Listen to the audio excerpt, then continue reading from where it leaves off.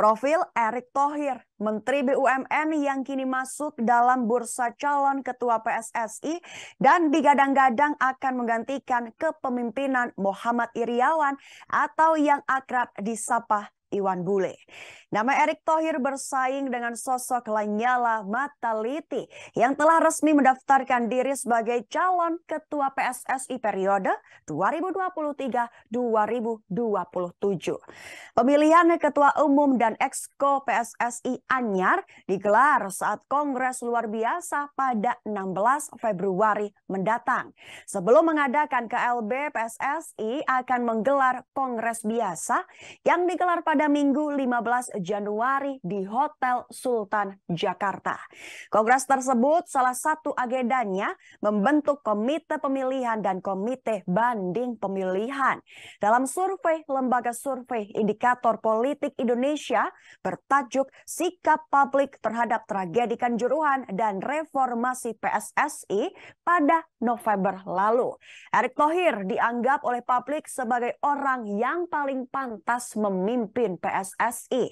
Namun demikian, meski namanya digadang-gadang menjadi ketua baru PSSI, hingga kini Erick Thohir belum mendaftarkan dirinya secara resmi. Nama Erick Thohir sendiri memang saat ini sudah tidak asing di dunia sepak bola. Ia pernah memiliki saham di beberapa klub besar. Di dalam negeri, sosok yang pernah menjadi ketua umum Komite Olimpiade Indonesia ini memiliki sebagian saham di Persis Solo sejak Maret 2021 lalu. Thohir bergabung bersama Kaisang Pangarep dan Kevin Nugroho ketika memupuk Persis Solo di kasta kedua Indonesia. Tidak lama kemudian Persis Solo naik kasta ke Liga 1 dan bertahan hingga saat ini.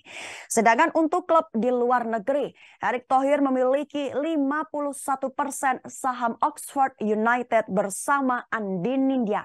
Maksud kami Anindya Bakri. Sebelumnya, Erick juga pernah membeli saham klub raksasa asal Italia, Inter Milan pada 2013 lalu. Setahun sebelumnya, Erick Thohir juga memiliki klub di Liga MLS Amerika Serikat, yakni DC United. Namun, dua saham di klub ternama tersebut telah dijual oleh Erick Thohir. Inter Milan pada 2016 dan DC United pada tahun 2018.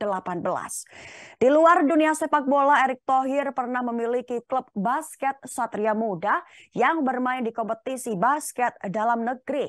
Erick juga pernah memiliki saham di klub basket luar negeri yang bermain di NBA, yakni Philadelphia 76ers. Kiprah Erick Thohir di dunia olahraga memang panjang. Pria yang lahir pada 30 Mei 1970 ini juga pernah menjabat sebagai Ketua Komite Olimpiade Indonesia pada 2015-2019. Namun Erick Thohir memulainya di dunia basket pada awal 2000-an. Ia pernah menjadi Ketua Umum Pengurus Pusat Persatuan Bola Basket Seluruh Indonesia periode 2006-2010.